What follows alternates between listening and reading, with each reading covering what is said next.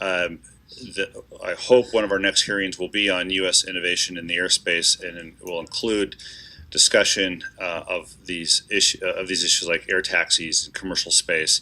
This committee needs to get more on top of those issues because this aviation and aerospace includes flying by an airplane and flying in an airplane, but it also is beginning to include much more these issues of drones, of commercial space, of air taxis, and we need to get on top of that.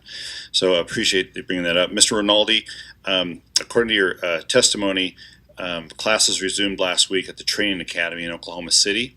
I say resumed because they were stopped during the recent shutdown. Can you describe how the closure of the academy affects the pipeline of new controllers and the ability to meet hiring targets this year or any year we have a shutdown for that matter? Thank you for the question, sir. Yes, there's 22 classes up and running right now. Obviously, if we shut down on Friday, they'll all go home again. That is horribly disruptive to the pipeline of getting controllers out to the facilities and start that 3 to 5 year process of apprenticeship. There are limited spaces at the academy, and we are concerned that the agency is not going to be able to meet their hiring goal because it's been closed for 35, actually it was longer than 35 days, and another shutdown would just close that pipeline for a long time.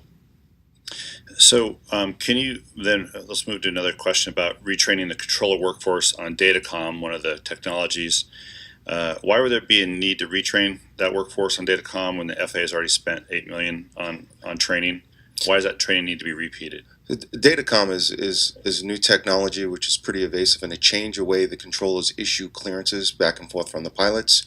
It is something that needs to be fresh, and it's something you need to do every day. It almost needs to become second nature. So as we went through 35 days of not training, as we approach the 45-day period, you have to do a full training process because it's the implementation just won't be smooth. Yep. Mr. Perone, you mentioned with your inspectors and technicians and the delay for them. From your perspective, is there any way for us to catch up, or are we just going to have to trundle our way through months before we get caught up again? Thank you. Yeah, the problem is during that 35 days, as was said, the industry continued moving forward. They continue to put aircraft in the pipeline. They continue to make sure that they did their part. Our inspectors were not working, so they just had paperwork sitting on their desk, sitting in the inbox.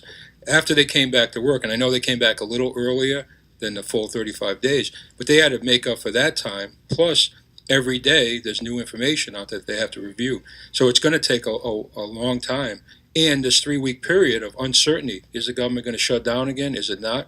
The FAA had to move priorities around. They weren't sure what they needed to do, and the industry had to let them know and work with them to figure out what's next.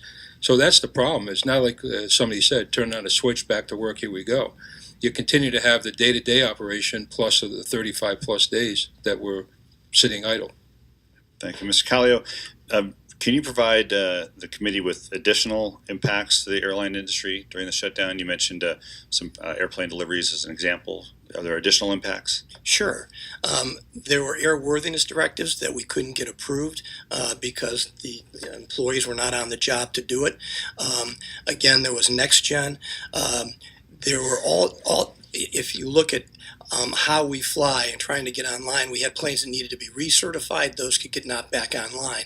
Again, there are so many hidden impacts that they're detailed in our written testimony.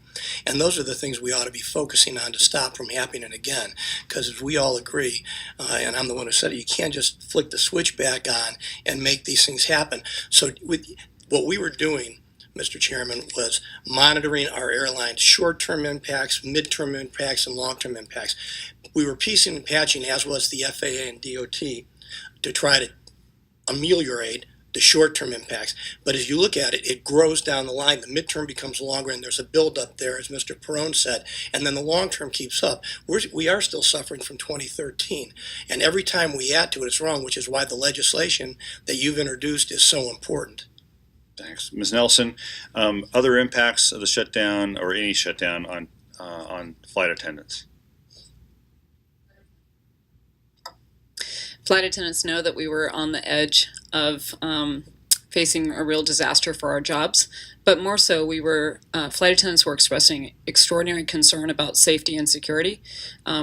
We have seen critical incidents, and we have seen those who wish to do ill will. And in each of those cases, we didn't have any warning for it.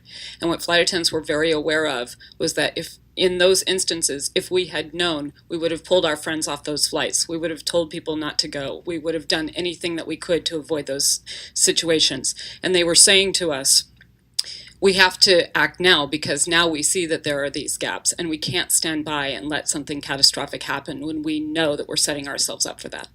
So you're kind of the first responder in the aircraft, and you're the last to know in these circumstances. We count on all of these people to keep us safe, to do their jobs. And when people come to the aircraft door, we are that last line of defense, and we're the first responder when something happens that goes wrong. But when we have a break in the chain of all of the safety layers that have to be in place to keep us safe, we are set up to fail. And we were saying that that's unacceptable. Thank you. Mr. Bunce, I'll come back to you. I'm sure others have questions for you, but appreciate your comments on ODA and certification reforms. I'd like to explore that a little bit later, but I'll now turn to